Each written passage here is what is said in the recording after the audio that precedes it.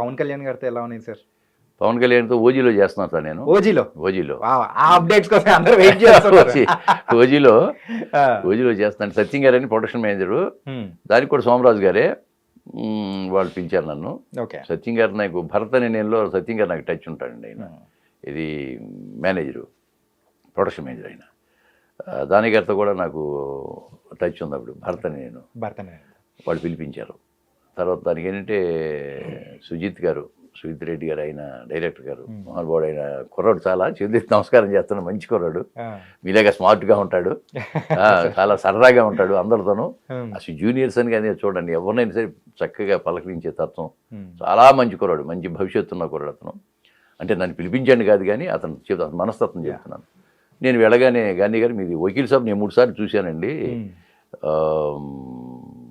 పవన్ కళ్యాణ్ గారి కాంబినేషన్లో చాలా బాగా నచ్చింది మాకు, అందుకే దీంట్లో కూడా పవన్ కళ్యాణ్ గారి కాంబినేషన్లో పెడదాం ఉద్దేశం మిమ్మల్ని పిలిచానండి అన్నాడు. చాలా సంతోషం అబ్బాయి అని చెప్పాను. తర్వాత నాకు మంచి సీన్లు 2 సీన్లు ఇచ్చారండి, మంచి సీన్లు. ఆయనతో మంచి సీన్లు ఇచ్చారు, 2 సీన్లు. దాంట్లో కూడా 12 రోజులు చేశా.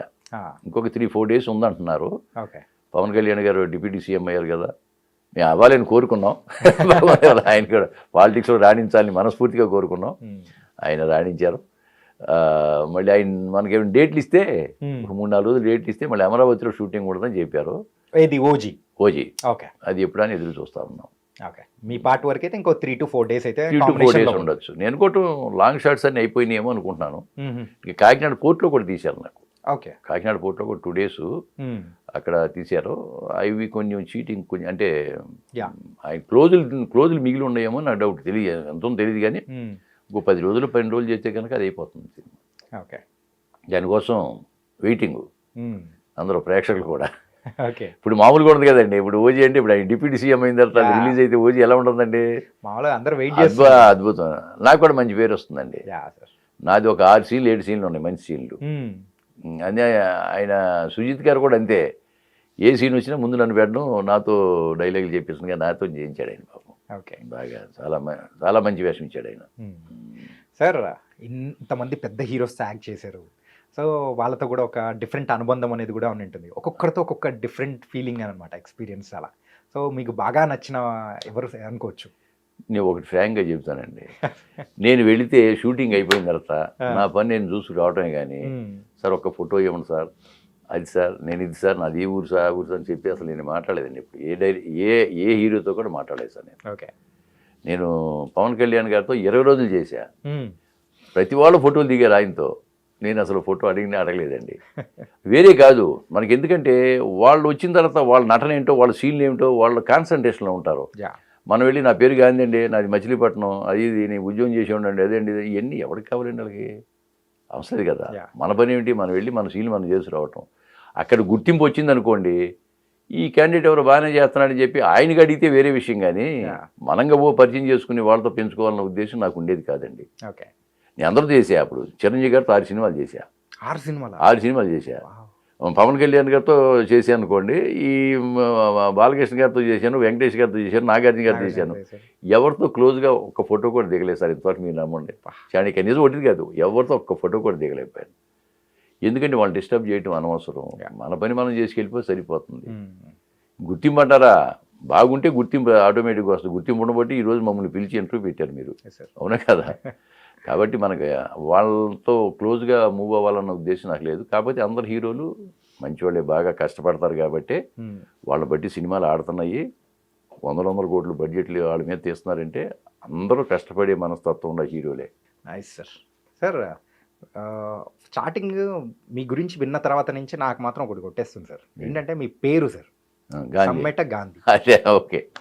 సమ్మెట అంటే అది ఏంటి? ఇంటి పేరు సమ్మెట ఇంటి పేరు అండి.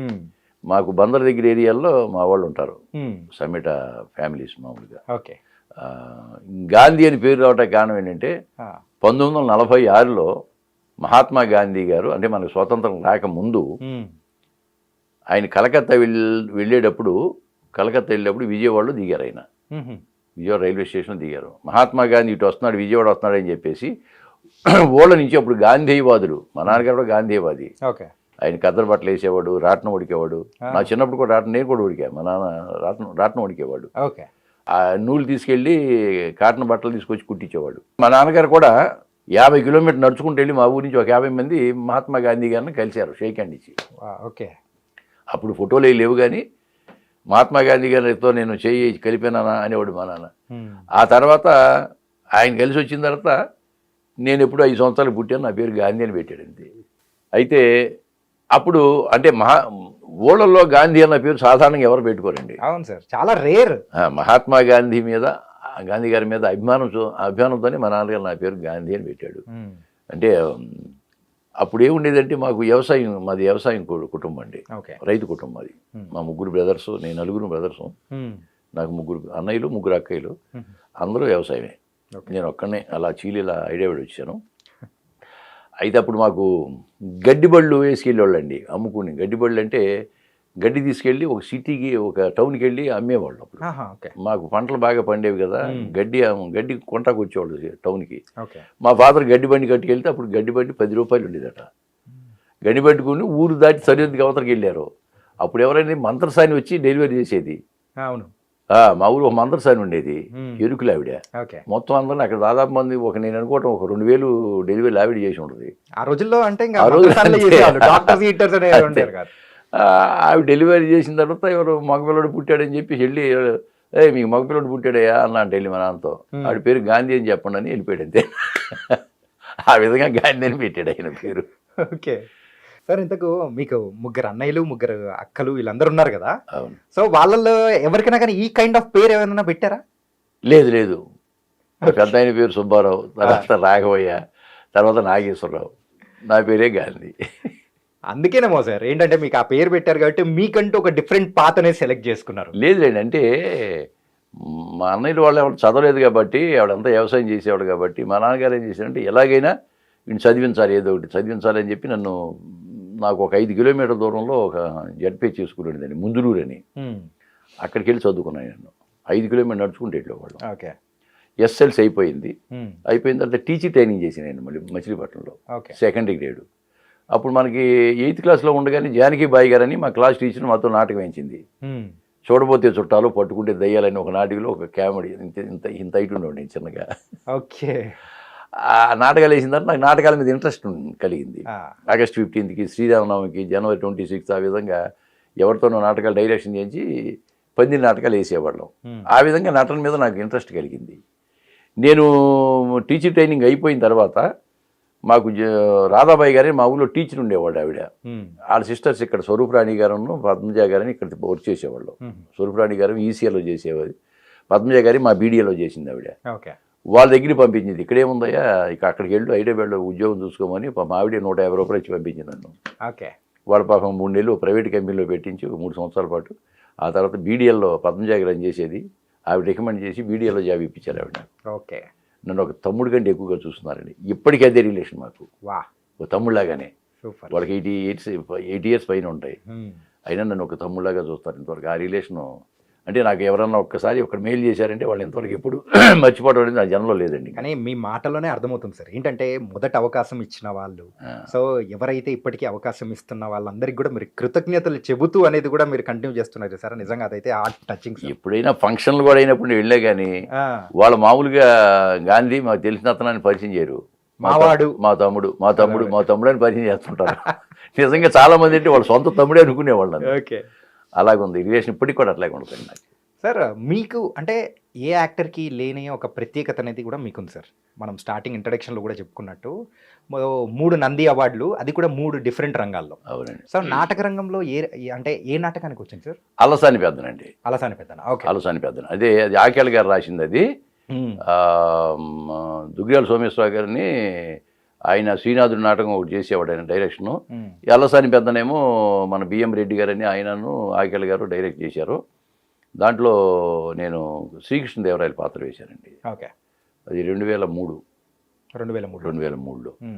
ఆ తర్వాత శ్రీనాథు నాటకం మేము అమెరికా తీసుకెళ్ళి 10 చోట్ల వేసి వచ్చామండి అప్పుడు 2003లో. ఓకే. నాటకాల మీద అక్కడికి వెళ్ళాను. ఇంగ్లాండ్లో మా అమ్మాయి ఉండేది, ఇంగ్లాండ్ వెళ్ళి నాటకాలు వేసి వచ్చాను. తర్వాత నాటకాలు ఇక్కడే ఇండియాలోనే కాదు, అక్కడ మలేషియా, సింగపూరు, ఇంగ్లాండ్, అమెరికాలో కూడా నాటకాలు ఆడి వచ్చామండి. సార్ ఇది మాత్రం కొంచెం డిఫరెంట్ గా ఉంది సార్, ఎవరి దగ్గర కూడా వినలేదు. ఆ. అంటే వేరే దేశాల్లో కూడా మన నాటక రంగానికి అంత ప్రోత్సాహం అనేది కూడా ఆ రోజుల్లో ఉంది అని అంటే ఇట్ వాస్ గ్రేట్ ఫీట్. ఏముందంటే వాళ్ళకు కూడా మన ఎన్ఆర్ఐస్కి చాలా సరదా అండి అక్కడ. ఇది పద్య నాటకాలన్నా ఓకే. మన తెలుగు మీద పద్యాలు ఏమన్నా అన్నా కానీ వాళ్ళకి బాగా సరదాగా ఉండేది. నేను మామూలుగా పద్యాలు కూడా పాడుతూ ఉంటాను, నేను మామూలుగాను సరదాగాను. ఈయన దాంట్లో అసలు అలసాని పెద్ద నాటకంలో పద్య నాటకం కాబట్టి పద్యాలు ఉంటాయి తెలుగు మీద. ఓకే. శ్రీకృష్ణదేవరాయల పద్యం అది కానీ ఇవి కానీ పాడినప్పుడు వాళ్ళు చాలా ఎంత సంతోషించేవాళ్ళు అంటే, డ్రామా 2 గంటలు అయితే అయిపోయిన తర్వాత వాళ్ళతో పాటు ఇంటర్వ్యూ ఉండేది 2 గంటలు 3 గంటలు, ఆ విధంగా ఉండేవాళ్ళు. మనం ఎలా లేదు, మన తెలుగు వాళ్ళు చాలా గొప్పగా ఆదరించారులేండి మమ్మల్ని. సార్ ఏమనుకోకపోతే సో చిన్నవాడిగా ఒక చిన్న రిక్వెస్ట్ సార్, ఏంటంటే ఆ శ్రీకృష్ణదేవరాయ గారి పాత్ర వేశారు కదా, అందులోంచి ఒక పద్యం ఏదన్నా. ఆయన శ్రీకృష్ణదేవరాయలు రాసిన పద్యం అప్పుడు తెలుగు లెస్ అని ఒక మంచి పద్యం రాశారు. అది అఖండ మాకు సక్సెస్ మీట్లో కూడా పాడుతుంటే బాలయ్య గారు చాలా సంతోషించాడు. బాలయ్య గారు ఏదన్నా పురాణాల నుంచి తీసుకొని వచ్చి చేస్తున్నాం అంటే ఫుల్ ఎంజాయ్ చేస్తారు. అవునవును, అదే ఆ తెలుగు మీద ఆయన రాసిన పద్యమే ఒకసారి మన ఛానల్ ద్వారా కూడా పాడదాం. తెలుగదేలయన్న దేశంబు తెలుగు ఏను తెలుగు వల్ల భుండ తెలుగు కంద ఎల్ల నృపులు గొలువ ఎరుగవే బాసాడి దేశ భాషలందు తెలుగు లెస్స.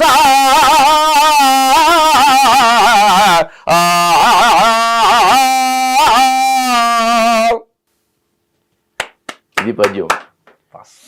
ఎవరైనా మామూలుగా ఈ పద్యాలు మన వాళ్ళు బాగా లైక్ చేసేవాళ్ళు అండి. అలాగే మేము మలేషియా వెళ్ళాం. అప్పుడు మలేషియా వాళ్ళు తెలుగు సంఘం స్థాపించి 50 సంవత్సరాలైన సందర్భంగా కొంతమందిని పిలిచారు. అప్పుడు 2006లో మమ్మల్ని కూడా ఒక 6 మంది టీంని పిలిచారు. అంటే నన్ను కూడా పిలిచారండి.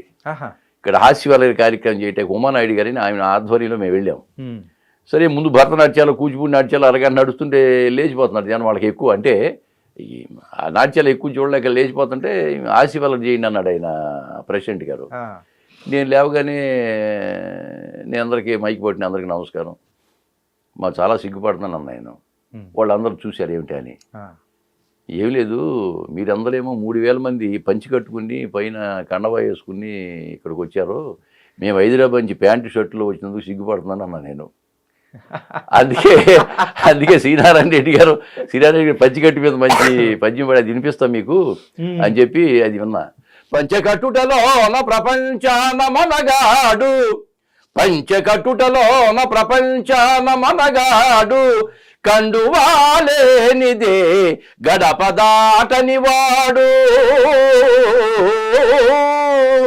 పంచభక్ష్యాలు తన కంచాన వడ్డించ గోంగూర కోసమై గుటకలేసేవాడు, ఎవడు వాడు ఇంకెవడు తెలుగువాడు.